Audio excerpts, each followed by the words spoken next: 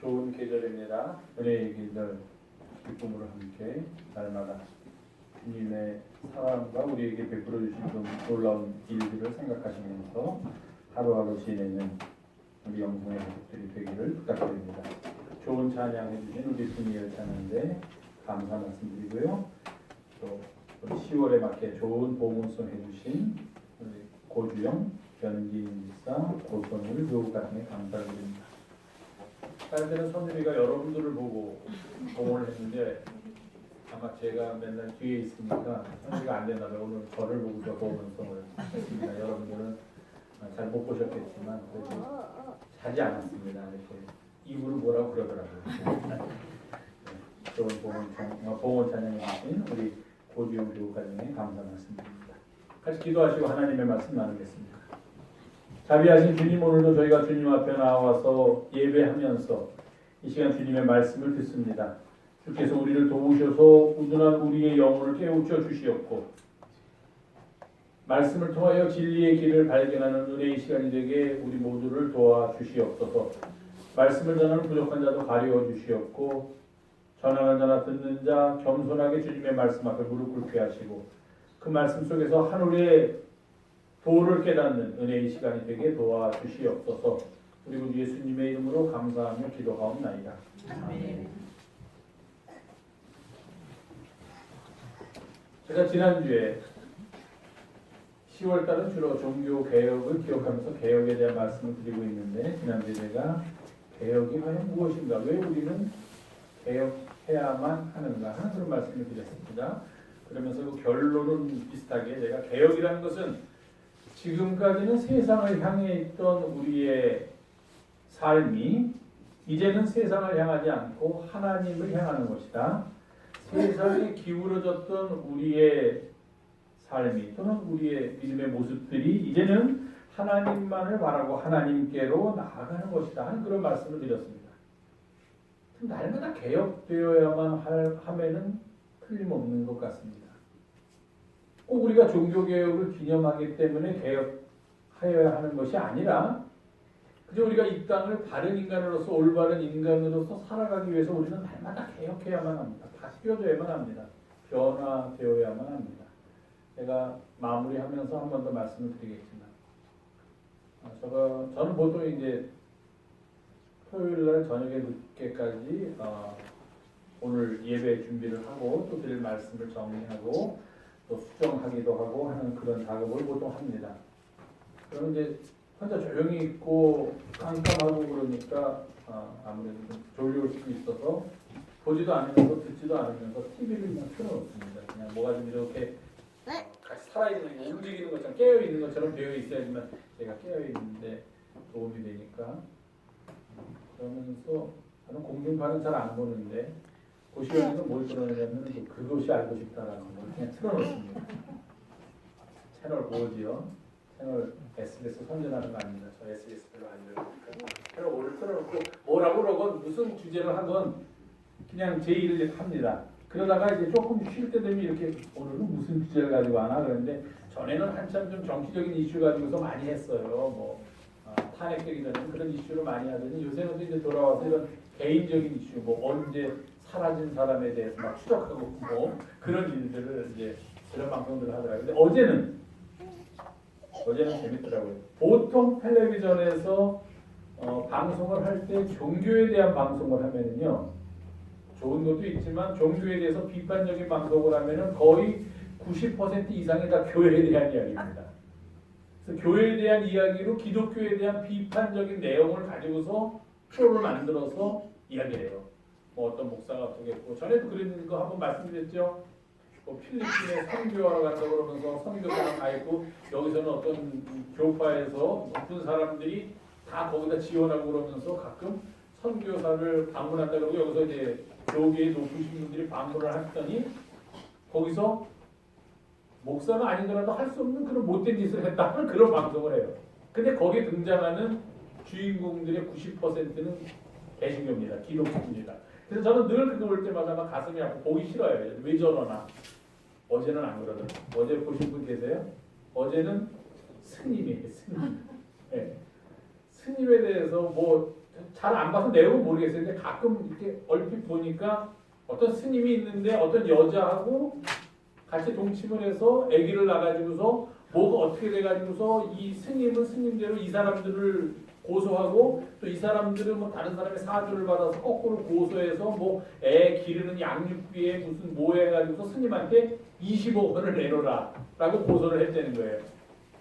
그러면서 하는 내용이 이 스님이 어느 절의 주지인데, 그러니까 우리로 말하면 좀 큰 교회 담임 목사님인데 주지인데, 이 사람들이 이 사람한테 20억을 내놓으라고 요구할 수 있는 거는 그 피해를 당했다는 여자 쪽에서 20억을 내놓으라고 요구할 수 있다는 것은 이 주지 스님이 적어도 그 정도를 줄 수 있다라고 생각했기 때문에 그렇게 요구한다는 거예요. 저희 교회가 이런 일은 없겠지만 저희 교회에서 뭐 저한테 기분 나쁘다고 저한테 20억 내놓으라고 할 사람 아무도 없잖아요. 우리 목사님한테 20억이 어디 있겠나 그렇게 생각하니까 상상도 못할 거예요. 그러니까 이 사람들이 이 사람한테 20억을 내놓으라고 한다는 것은 그 사람이 20억을 줄 만한 재력가 주지스님이라고 생각하기 때문이다 하면서 이제 이야기를 풀어나가는 거예요.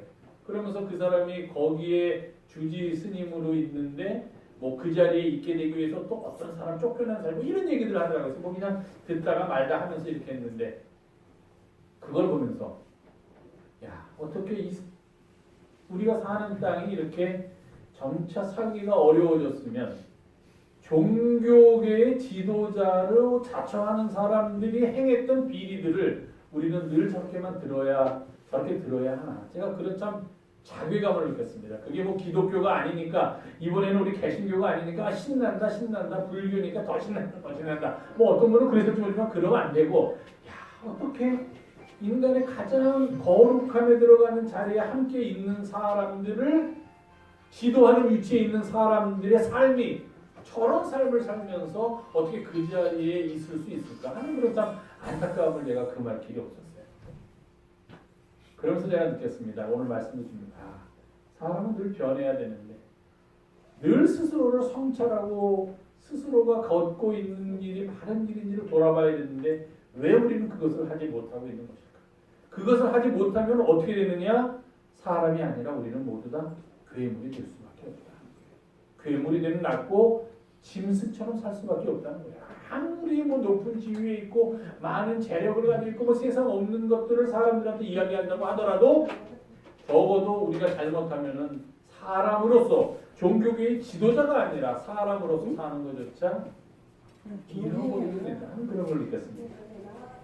자, 우리가 개혁을 해야 된다 하는 이야기라면 개혁은 무엇인가? 제가 세상을 향하지 않고 하나님을 향하는 것, 세상으로 가지 않고 하나님께로 나아가는 것, 세상을 바라보고 부러워하지 않고 하나님을 바라보는 것이다 하는 말씀을 드렸습니다. 그런데 하나님께 나아가는 게 이렇게 쉬운 일이 아니에요. 우리가 다 살면서 느끼지 않습니까? 하나님을 향해야지 주만 바라볼지라를 매일 부른다고 하더라도 주만 바라보고 산다는 것이 그렇게 결코 쉬운 것은 아니라는 것 우리가 너무 잘 알고 있습니다. 뭐 깊게 이야기하지 않아도 하루 일과를 마치고서 잠깐 동안이라도 내가 오늘 하루 동안 정말 주만 바라보고 살았는가, 주만 향하고 살았는가라고 반성을 한다면 그렇지 않은 시간이 참 많이 있었구나라고 스스로 느끼게 되는 거예요. 스스로 생각하게 되는 거예요. 그렇기 때문에 우리가 하나님께로 나아가기 위해서는, 하나님을 바라기 위해서는, 하나님을 향하기 위해서는 우리가 해야 할 일이 있다는 겁니다. 가만히 앉아가지고서 하나님을 향할 수 없어요. 우리 너무 약한 존재니까. 가만히 있으면 이제 자꾸 하나님보다 세상을 향하게 돼요. 가만히 있으면 자꾸 하나님을 바라보기보다는 세상을 바라보게 된다는 거예요. 하나님을 바라보기 위해서는 아주 힘든 노력들을 우리가 기울여야 한다는 사실을 잊어서는 안 됩니다. 운동선수가 금메달 하나를 따기 위해서도 얼마나 훈련을 열심히 하겠어요. 훈련도 안 하고 건성으로 하는 사람이 타고났다고 해서 타고난 운동에 어떤 재질이 있다고 해서 그 사람이 금메달을 땁니까? 못 따죠. 노력하는 사람을 나가지 못한다 하는 그런 말이 있지 않습니까? 타고난 재질을 가지고 있는 사람과 그렇지 못한 사람이 타고난 재질을 가진 사람은 노력하지 않고 그렇지 못한 사람이 노력하면 누가 결국은 승자가 되냐? 노력하는 사람이 승자가 됩니다. 왜냐하면 타고난 재질을 가지고 있는 사람도 그것을 노력하지 않으면 그 재질이 어떻게 되냐? 없어져요. 점점 줄어들게 돼 있습니다. 사람은. 하나님께로 나아가는 것도 마찬가지예요. 하나님께 나아가기 위해서는 우리의 준비가 필요하고 우리의 어떤 행동이 필요하다 하는 겁니다. 과연 무엇을 준비해야 될까? 하나님 앞에 가기 위해서, 내가 하나님을 바라기 위해서, 하나님을 향하기 위해서는 우리가 무엇을 준비해야 할까? 오늘 시편 51편에 보면은 다윗의 기도가 나와 있는데 바로 거기서 우리가 정답을 얻을 수 있습니다. 정한 마음을 준비해야 합니다. 정한 마음을 가지고 있지 않으면 우리가 결코 하나님 앞으로 갈 수 없습니다. 제가 좀 이따 말씀드리겠는데, 그래서 다윗도 하나님 내 속에 정한 마음을 창조하여 주시옵소서, 그리고 내 안에 정직한 영을 새롭게 하여 주시옵소서, 이렇게 기도합니다. 그래서 저는 개혁을 하기 위해서, 우리가 하나님께로 나아가기 위해서 우리에게 꼭 필요한 것, 뭐 더 많은 것들이 있겠지만 꼭 필요한 것 중에서 제가 생각하기에 아주 중요한 것 중에 하나야말로 바로 정한 마음이다. 그렇게 여러분에게 말씀드립니다. 정한 마음을 가지고 있어야 돼요. 자, 정한 마음은 어떤 마음입니까? 정한 마음. 정한 마음. 정이 무슨 뜻이에요? 정. 바른 마음. 또 깨끗한 마음. 또 여기서 말하는 정. 이게 한자로 쓸 때는 한자로 쓰면 다 달라져요. 한자로 써야지만 이게 의미가 통하는데, 여기서 쓰는 지금 정한 마음의 정자는 어떤 정자일까요? 바를 정자일까요? 바를 정자가 아니라 여기서는 지금 정한 마음을 할 때는 깨끗한 정자예요. 자, 화면 다음 화면 좀 보세요. 자, 몇 가지 정한 마음을 가지고 있습니다. 이게 다 정한 마음이에요.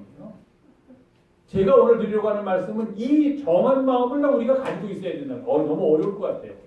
5가지가 다 어려울 것 같은데, 한번 어떤 마음인가, 도대체 정한 마음은 어떤 마음인가 보겠습니다. 첫 번째 있는 정한 마음이 오늘 성경에 나오는 정한 마음이에요. 저 정자는 무슨 정자입니까? 깨끗할 정자, 맑을 정자, 밝을 정자. 저렇게 좋은 글자가 저는 한자에 있는데 또 새롭게 알았습니다. 저 맨 위에 있는 정자는 깨끗하다는 뜻이면서 동시에 맑다, 그러면서 밝다, 그런 뜻이래요. 제가 한자 사전을 찾아보니까 사념이 없다, 악한 마음이 없다, 사특한 마음이 없다. 그러니까 우리가 보통 얘기할 때 정한수 한 대접 떠놓고 기도할 때의 정자가 바로 저 정자입니다. 가장 깨끗하고 가장 맑고 가장 밝은 마음이에요. 오늘 성경 본문에 정한 마음으로 번역한 그 정자가 바로 첫 번째 나오는 정자입니다. 근데 저 정자 말고도 다른 정자가 많아요. 두 번째 나오는 정자가 있습니다. 저건 무슨 정자예요? 정성스럽다. 우리가 정성을 다한다 하는 말이 있지 않습니까? 그때 쓰는 정자가 두 번째 나오는 정성이에요. 저 정한 마음이에요. 정성을 들여서 거칠지 아니하고 매우 곱고 깨끗한 것, 정성이 들어가 있는 것. 그렇기 때문에 정성이 들어가 있어서 다른 것보다도 훨씬 뛰어나고 우수한 것을 가리킬 때, 가장 좋은 것, 훌륭한 것을 가르칠 때 두 번째 정자를 씁니다. 대표적으로 우리가 쓸 때는 정성을 다한다. 무슨 일을 하든 우리가 마음과 뜻과 정성을 다하여 하나님을 예배한다 할 때의 정이 바로 저 두 번째 나오는 정자입니다. 세 번째 정자의 정 뭐예요? 네? 아니, 세 번째 정자. 다정하다. 그 정이 뭐예요? 그러니까 마음의 상태이죠. 우리가 저 사람 참 정이 많아 할 때 정입니다. 이렇게 남을 생각하는 마음의 작용이에요. 우리가 사랑이라고 번역할 수도 있고, 또는 저 사람은 인정이 많아 할 때 그 정입니다. 그리고 이게 더 아이들이 있지만 어른스럽게 말하고, 우리가 정을 통한다고 할 때는 좀 이렇게 육체적인 관계를 생각하지만 그런 관계까지 간다는 것은 굉장히 마음의 상태가 교감을 함께한다, 마음을 함께한다 할 때 그 정자입니다. 그래서 우리는 저 정을 가지고 살아야 돼요. 세 번째 정을 가지고 살아야 돼요. 저거 없이 그냥 아주 뭐라 그러나 드라이하게, 아주 건조하게 이렇게 살면은 사는 세상에 재미가 없어요. 사람은 정이 있어야 돼요. 장사할 때는 정이 있는 사람은 뭘 줍니까? 덤을 주는 거예요. 그러니까 정에서부터 덤이 나오는 거예요. 정에서부터 사랑이 나오고, 정에서부터 아이고 그놈의 정 때문에 할 때 그 정입니다. 그놈의 정 때문에 인생을 망칠 수도 있지만 그놈의 정 때문에 우리의 인생이 더 밝아질 수도 있습니다. 네 번째 정은 바로 우리가 알고 있는 바를 정입니다. 정한 마음의 정을 또 우리가 어떻게 해석할 수 있는가? 바른 마음. 잘못된 거, 악한 거, 불의한 것과 한편이 되지 않고 나는 오로지 바른 마음을 갖고 살겠다 할 때 정한 거. 그 다음에 다섯 번째 정은 무슨 정자입니까? 저게? 정하다. 나는 이것으로 정했어. 전화 하나 살려고 그러는데 어떤 전화 살까? 나는 이 전화로 정했어. 너 교회 안 다닌다면 교회 정했니? 나 우리 동네에 있는 어떤 교회 나가기로 정했다. decided입니다. 결정했다는 글을 할 때 5개. 자, 우리가 하나님 앞에서 가져야 될 정한 마음은 원래 성경에 있는 그대로 하면은 clean heart입니다. clean, purified. 그러니까 아주 깨끗하게 됐다. 씻어서 아주 하얗게 됐다 할 때니까 첫 번째 정한 마음이에요. 한자로 쓰면은 저 정한 마음. 다윗의 기도에서 하나님이여 내 속에 정한 마음을 창조하시고 할 때 정은 첫 번째 정이지만 제가 오늘 여러분들한테 드리고 싶은 하나님께 나아가기 위해서 우리가 가져야 되는 정한 마음은 바로 이 5개의 정한 마음을 다 우리가 가져야 됩니다. 깨끗하고 맑고 밝은 마음도 가져야 되고 또 내 마음을 아주 다 기울여가지고 내 뜻을 다 기울여서 내 삶을 다 기울여서 드리는 그런 정성스러운 마음도 있어야 되고 또 머릿속으로만 생각하는 그런 하나님이 아니라 내 가슴 속으로부터 뜨겁게 느껴지는 마치 사랑을 할 때 느끼는 것 같은 그런 정을 가진 마음도 있어야 되고 또 그와 함께 또 머리는 완전히 없어지는 것이 아니라 머릿속에서 우리가 이것이 옳은 길이고 이것이 하나님의 길이니까 내가 이 길을 걸어야겠다라고 판단할 수 있는 정한 마음도 있어야 되고 그리고 마지막으로 세상을 향하지 않고 나는 혼자 하나님만 정했다. 다른 거 보지 않는다. 나는 나의 삶의 중심을 하나님으로 정했다. 그러니 다른 어떤 것에도 내가 결코 흔들리지 않겠노라 하는 그런 정한 마음도 있어야 돼요. 이런 5가지 정한 마음을 우리가 가지고 산다면 우리는 하나님 앞으로 나아갈 수 있고 하나님을 바라고 살 수 있다는 겁니다. 다윗이 기도를 했어요. 하나님이여 내 속에 정한 마음을 창조하시고 그 다음에 뭐라고 했냐면은 정직한 영을 새롭게 하소서 그랬어요. 자 보세요. 정한 마음은 새로 하나님 지어주시옵소서. 왜? 마음이 너무 썩어가지고 이건 도저히 어떻게 구제가 안 되니까 새롭게 지어달라고 그러고 우리 안에는 누구나 다 정직한 영이 있다는 전제가 있습니다. 근데 우리가 세상 살면서 어떻게 됩니까? 정직한 영이 자꾸 더러워져요. 추하게 변합니다.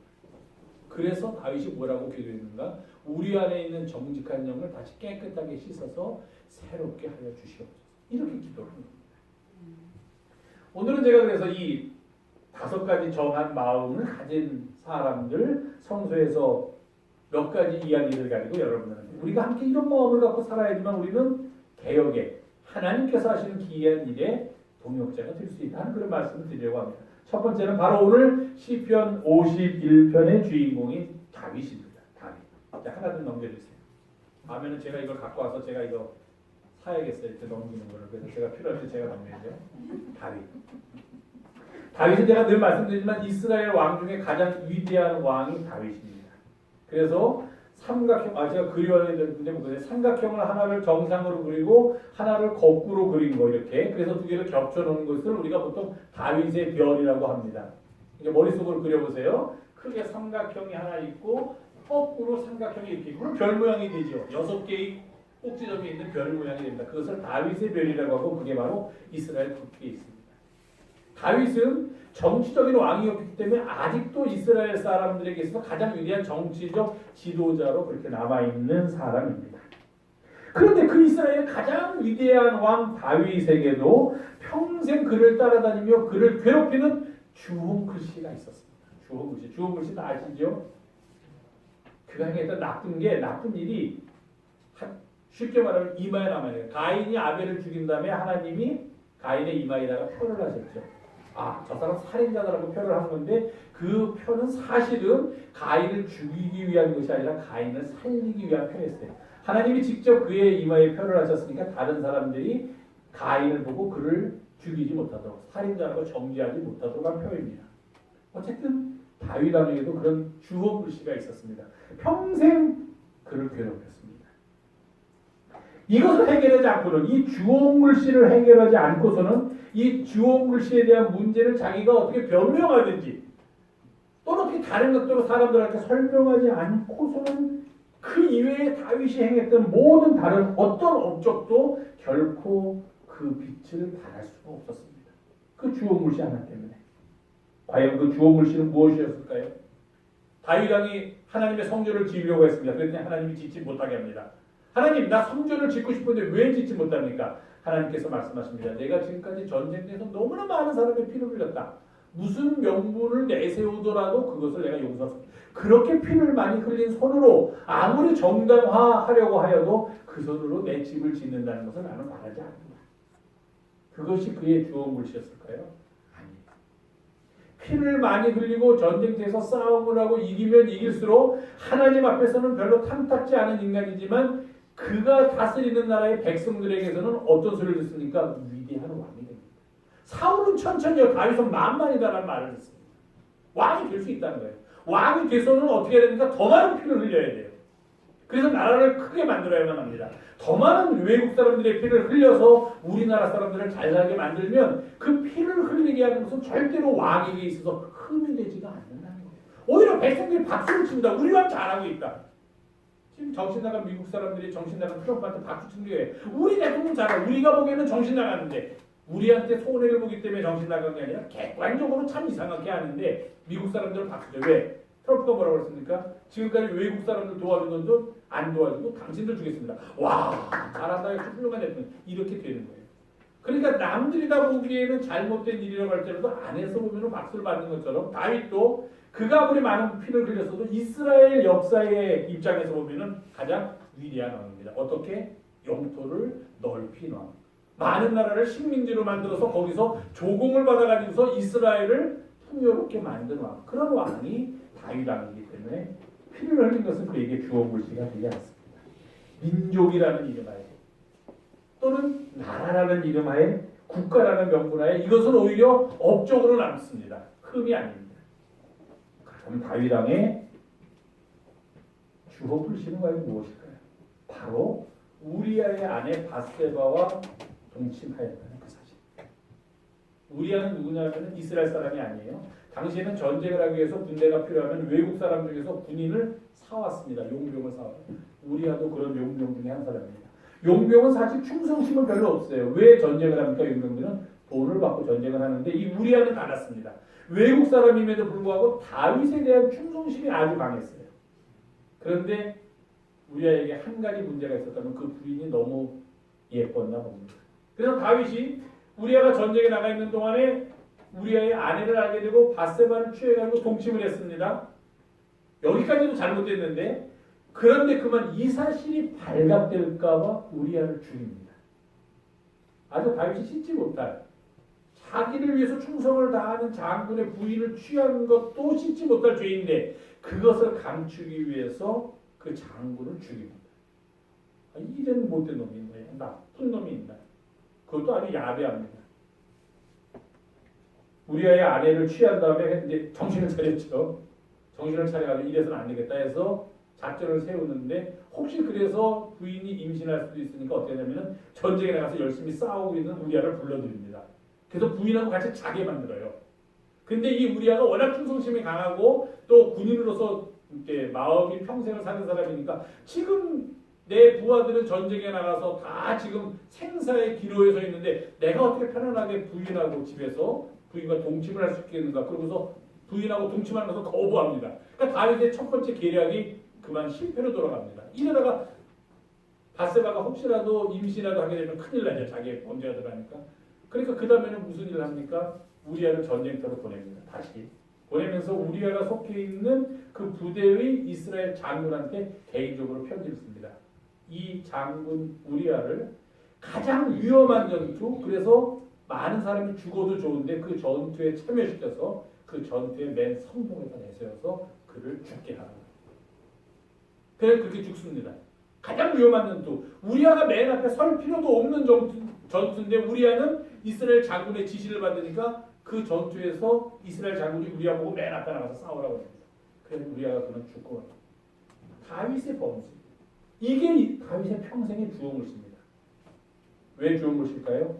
알만한 사람은 다 압니다. 다윗이 아무리 감추려고 해도 알만한 사람은 다 알게 된 거예요. 그 장군도 편집하고 수상하지 않습니까? 왜 우리아를 거기 보내니까 우리아가 얼마나 충성스러운 장군인데 그럼 이런 위험한 전쟁에 왜 우리를 참여시키는 걸까? 이러면 우리의 손실이 엄청 클 텐데 뭐가 이상하지 않습니까? 이상하면 어떡합니까? 조사하면 다 나와요. 금방 나와요. 이거 다 아는 거예요. 이거. 근데 다윗이 그런 일을 그만 뭐 어떻게 씌웠는지 서슴짝박합니다. 그러다가 그 일이 있고 난 다음에 그의 궁정에 예언자가 선지자가 한 사람이 있습니다. 그 사람의 이름이 나단이에요. 이게 멋진 사람입니다. 우리 같으면 어떡합니까? 그저 임금 앞에서 선지자는 뭐라면 우리 식으로 말하면 용비 어천가만 불러야 돼요. 왕이시여 왕이 최고입니다. 왕이시여 왕만은 우리 없습니다. 왕이 하는 건 다 없습니다. 이래야 되는데 저 나단이 딱 찾아와서 얘기합니다. 왕이시여 내가 오늘 할 말이 있습니다. 뭐냐? 어떤 사람한테 99마리의 양이 있는데 그리고 옆집에는 가난한 사람이 양 한 마리 기르고 있는데 어느 날 이 99마리의 양을 기르는 사람 집에 손님이 왔습니다. 그랬더니 이 주인이 한다는 짓거리가 자기 집에는 99마리 양이 있는데 그게 아깝다고 옆집에 가서 한 마리 양이 있는 거 뺏어 와가지고서 손님을 대접했습니다. 다윗왕이 자리에서 벌떡해서 그놈이 어떤 놈이냐 당장 데리고 와서 호통을 칩니다. 나단이 뭐라고 했어요? 그래서 영어로 하지 않겠지만 당신입니다. 다윗이 바보가 아니에요. 딱 알아차린 거예요. 이 이야기 하러 왔구나. 바세바 우리아에 대한 이야기 하러.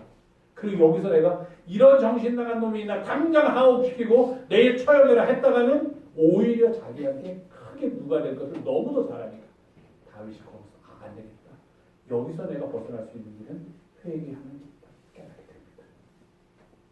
우리아의 아내를 가장 비열한 방법으로 취하고 아주 큰 죄악을 저지른 다윗이 그래서 평생에 그의 삶의 주어글씨로 남게 될 일을 행한 다윗이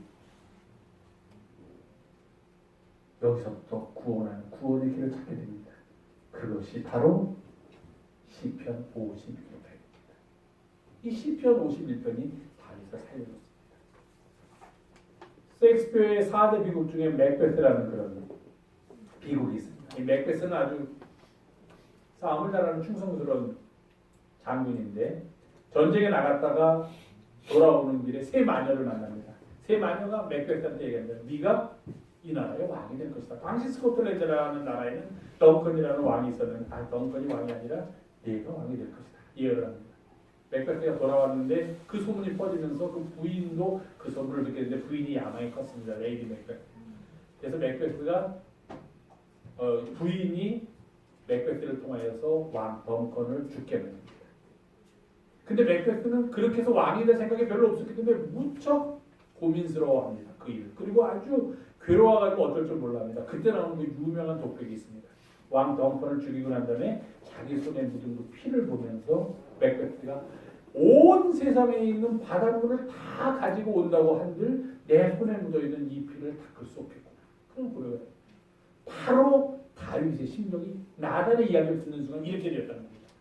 온 세상의 바닷물을 다 갖고 와서 나를 깨끗이 씻어준다고 한들 나는 여기서부터 벗어날 수 없다 하는 것을 알게 됩니다. 그리고 여기서부터 벗어날 수 있는 유일한 길은 회개하는 길밖에 없다.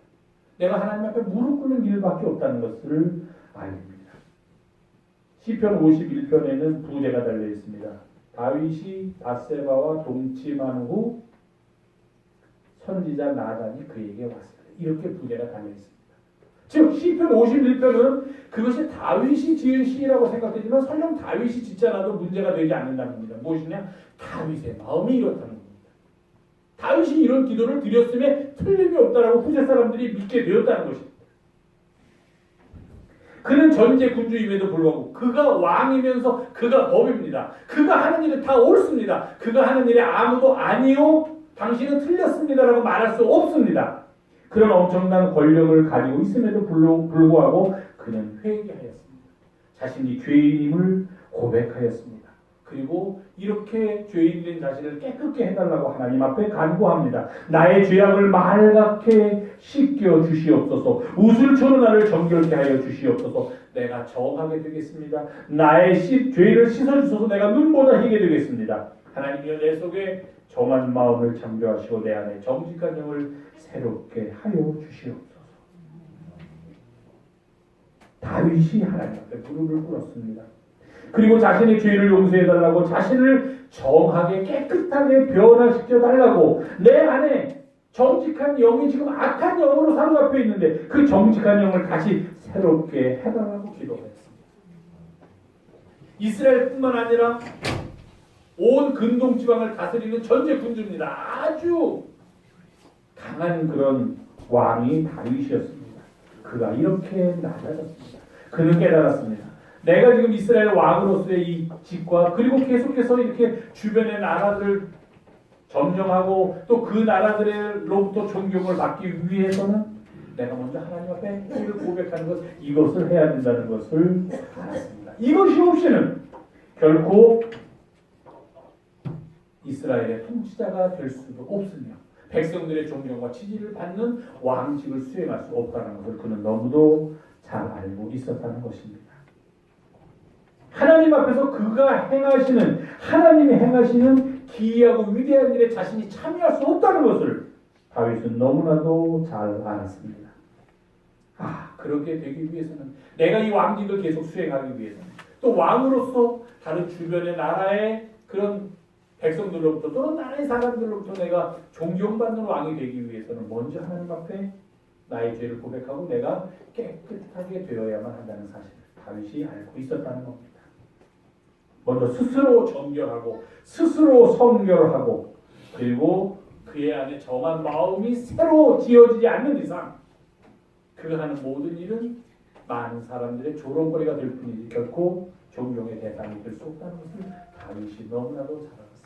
그래서 다윗은 그의 가장 인생에 어려웠던 시기, 아마도 제가 보기에는 사울이 그를 죽이려고 했던 그 왕이 되기 이전 시기보다도 이때 그 다윗의 마음이 가장 아주 불안하고 가장 어려울 거라고 생각합니다. 이 어떻게 해서 얻게 된 이 왕자리인데 내가 이 일 때문에 이 왕자리를 뺏길 수는 없지 않는가 하는 그런 어떤 절대절명의 위기에 처해 있었을 것입니다. 그때 다윗은 하나님께 회개하는 길을 택했던 것입니다.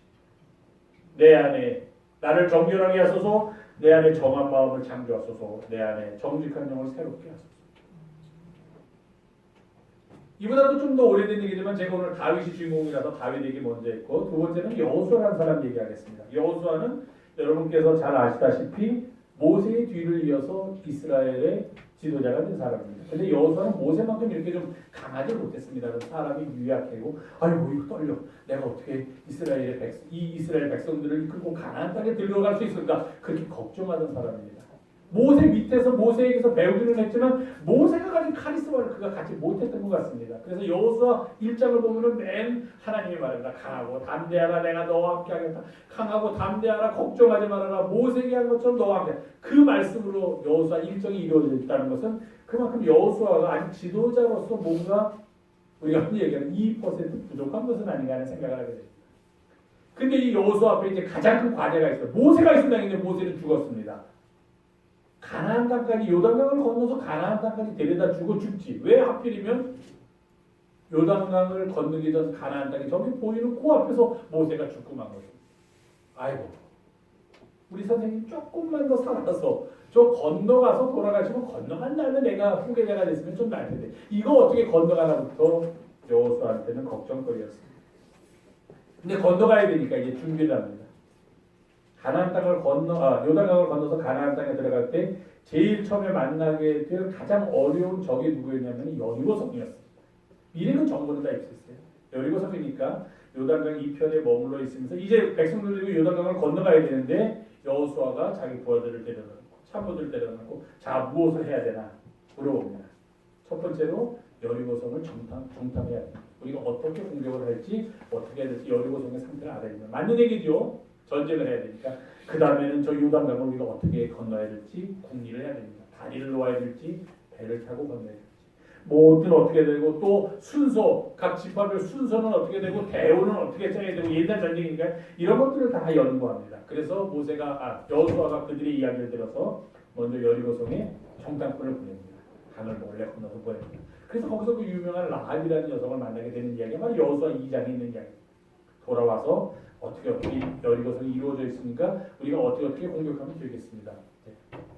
우리말로 하면 작전을 짭니다. 지도를 놓고서. 제일 중요한 일이죠. 요단강을 건너는 일도 중요하고 그 다음에 처음으로 만나는 가장 큰 어려움인 여리고성을 함락시키는 것도 중요해요. 그러니까 미리 다 준비해야지 그냥 어설프게 갔다가는 이거는 억지로 광야를 건너는데 거기서 다 몰살 될 지경이니까 아주 전략적으로 또는 전술적으로 아주 정교한 그런 계획을 세웁니다. 여기까지는 참 좋습니다. 그렇게 모든 준비를 마칩니다. 아, 요단강을 어떻게 건널까? 하나님이 건너라 그러니까 어떻게 건널까요? 제사장들한테 언약궤를 매기하고 그냥 들어가라 그렇게 하나님이 말씀하십니다. 그냥 들어가면요, 걱정 말고 일단 들어가. 또 걷는 이야기는 아시죠? 어떻게 건넜습니까? 제사장들이 언약궤를 메고서 맨 먼저 들어갑니다. 그러니까 물이 갈라졌습니다. 그래서 가장 깊은 곳에 이르렀을 때 제사장들이 나가지 않고 거기 머물러 서 있습니다. 강은 갈라져 있고, 그러니까 이스라엘 백성들이 다 건너간 다음에 맨 나중에 언약궤를 맨 제사장들이 건너가서 다시 강에 들게 이렇게 건너갑니다. 뭐 그런 것들이 다 필요한데 여리고성의 정탐도 다 마치고 이제 건너갈 준비가 다 됐습니다. 제사장들이 이제 내일이면은 언약궤를 메고서 건너갑니다. 그때 여호수아가 온 백성들에게 이렇게 이야기합니다. 너희는 자신을 성결하게 하라. 이제 내일 우리가 저 요단강을 건너서 가나안 땅으로 들어갈 터인데 여호와께서 내일 우리 가운데에서 기이한 일을 행하실 것이니 그 일을 준비하기 위해서 너희는 오늘 자신을 성결하라. 요단강을 건너서 가나안 땅에 들어가기 위해서 필요한 것이 무엇이냐고 만약에 물어본다면 아이고 뭐 미리 가서 정탐하는 일도 필요합니다. 강을 건너기 위해서 다리를 놓든지 또는 배를 만드는 일도 필요합니다. 들어가서 전쟁을 할 때 누가 맨 앞에 서고 누가 맨 뒤에 서야 될지, 누가 오른쪽에 서고 누가 왼쪽에 서야 될지도 필요합니다. 무기는 무엇으로 서야 될지, 낮에 전투를 해야 될지 밤에 전투를 해야 될지 이런 게 다 필요합니다. 모든 게 다 필요합니다. 이런 것이 있어야지만 가나안 땅에 들어가서 그들이 죽지 않고 살아남을 수 있습니다. 그러나 여호수아가 볼 때 이런 것들도 필요하지만 그보다 더 중요한 것이 있으니 이제 여호와께서 우리들을 위하여 내일 기이한 일을 행하실 터인데 그것을 위하여 우리는 먼저 자신을 성결하게 해야 될 것이다 하는 것을 백성들에게 이야기했다는 것입니다. 자신을 성결하게 하라. 여호와께서 내일 우리 가운데서 기이한 일을 행하실 것이다. 정한 마음을 창조해야 된다는 겁니다. 하나님의 기이한 이 일에 동참하기 위해서는, 개혁의 주체가 되기 위해서는 그래야 한다는 겁니다. 신약으로 넘어와서 잠깐 보겠습니다. 예수님입니다. 예수님께서 산상수훈에서 뭐라고 말씀하셨냐면 마음이 청결한 자는 복이 있나니 그들이 하나님을 볼 것입니다.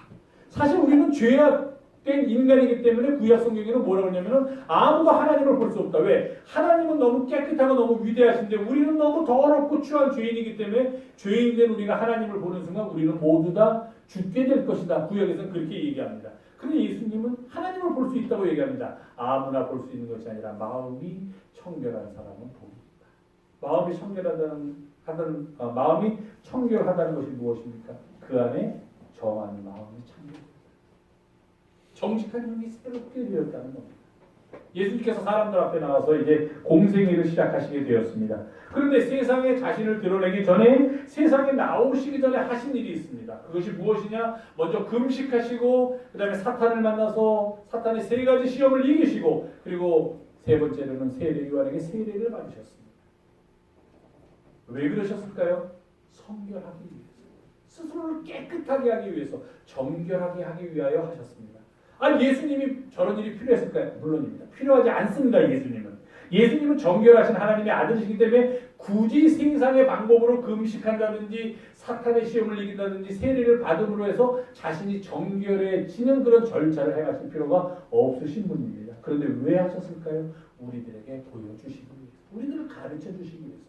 너희들도 이렇게 하나님의 일에 동참하기 위해서는, 하나님의 개혁 역사에 함께하기 위해서는 먼저 스스로를 정결케, 스스로를 성결케 하는 일을 하여야 한다. 그래야지만 그 일에 동역자가 될 수 있다는 것을 주님께서 우리 가운데 보여주셨습니다. 고린도후서는 바울이 고린도 교회에 보낸 편지입니다. 당시 고린도 교회는 지정학적으로 굉장히 중요한 위치에 있고 경제적으로도 중요한 위치입니다. 굉장히 부가 모이는 그런 지역이 고린도라는 지역입니다. 경제도 발전하고 정치도 발전하고 그러다 보니까 그런 도시에서는 죄악도 만연하게 마련입니다. 고린도 교회에 세워진 교회에서 문제가 생겼습니다. 당파 싸움이 일어났습니다. 나는 예수파, 나는 바울파, 나는 아볼로파 뭐 이러면서 뭐 교회 내부에서 막 갈라집니다. 음행의 문제가 나왔습니다. 그러니까 심지어는 야 그럼 음행을 할 바야 결혼하지 말라 하는 문제까지 나오면서 교회가 마구마구 시끄럽습니다. 성만찬의 문제가 나왔습니다. 당시는 성만찬을 하기 위해서 각자 음식을 가지고 왔는데 부자들은 일찍 음식을 가지고 와서 그 음식을 먹고 포도주를 마시면서 술에 취해버립니다. 성만찬을 욕되게 하는 일이 일어났습니다.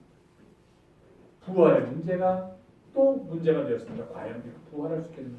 이런 여러 가지 문제들을 안고 있는 고린도 교회의 소식을 들은 바울이 가슴 아파하면서 이 고린도 교회야말로 얼마나 중요한 교회인데 지금 이렇게 흔들리고 있는가 하는 그런 마음에서부터 그가 고린도 교회에다 편지를 썼는데 거기에다가 고린도 교회가 당면하고 있는 문제를 해결할 수 있는 해결책의 첫 걸음을 제시합니다. 그것이 바로 오늘 우리가 함께 봉독한 고린도서 7장 1절입니다. 사랑하는 사람들이요, 이 약속을 가지고 있는 우리는 하나님을 두려워하는 가운데서 거룩함을 온전히 이루어 육과 영의 온갖 더러운 곳에서부터 자신을 깨끗하게 하자. 하나님을 두려워하는 가운데서 거룩함을 온전히 이루라. 그것이 바로 하나님께로 나아가는 길이다 하는 것을 우리에게 말해주고 있습니다. 육과 영의 온갖 더러운 곳에서부터 자신을 깨끗하게 하자. 그렇게 권면합니다. 그렇게 해야만 지금 고린도 교회가 안고 있는 문제들도 해결되고, 그리고 이 고린도 교회가 정말 주님의 몸으로서, 그리고 고린도 교회에 속해 있는 교우들이 그 몸의 지체로서 다 사명을 다하게 된다는 것입니다. 그렇습니다. 사랑하는 교우 여러분, 성결해지는 것, 정결하게 되는 것, 거룩함에 이르는 것, 바로 이런 것들이 우리가 개혁을 위하여 먼저 갖추어야 할 덕목들입니다. 만약에 우리 안에 정한 마음이 창조된다면 우리는 개혁을 위한 하나님의 기이하고 놀라운 일, 요단강을 건너고 가나안 땅에 정착하게 만들어주시는 그 하나님의 기이하고 놀라운 일에 목격자가 될 수도 있고 증인이 될 수도 있고 더 나아가서 그 일에 동역자가 될 수도 있다는 것입니다.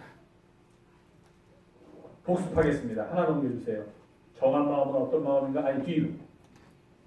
정한 마음은 깨끗한 마음, 정한 마음은 정성을 다하는 마음, 정한 마음은 내 마음이 가는 마음, 정한 마음은 바른 마음, 정한 마음은 오직 하나님께로만 향하는 마음, 흔들리지 않는 그런 마음. 이런 마음을 갖고 이런 마음을 지키기 위해서 하나님 다음으로 넘겨주세요. 우리가 어떻게 해야 됩니까? 고린도후서 7장 1절의 말씀대로 하나님을 두려워함으로 거룩함에 이르라. 두려워하면서 그를 따르는 것을 한 글자로 한자로 좀 어려운 말이지만 경외라고 합니다. 경외. 두려운 마음을 가지고 그를 존경하는 겁니다. 그냥 그가 무서워서 권력이 있기 때문에 두려워하는 게 아니라 너무도 존경하기 때문에 너무도 그분이 위대하시기 때문에 그냥 떨리는 겁니다. 내가 감히 그 앞에서 설 수 없는 존재라는 걸 느끼는 겁니다. 그것이 경외의 마음입니다. 그런 경외하는 마음을 가지고 거룩함을 온전히 이루어야 합니다. 그 일을 위해서 우리는 날마다 우리 자신을 닦아야 합니다.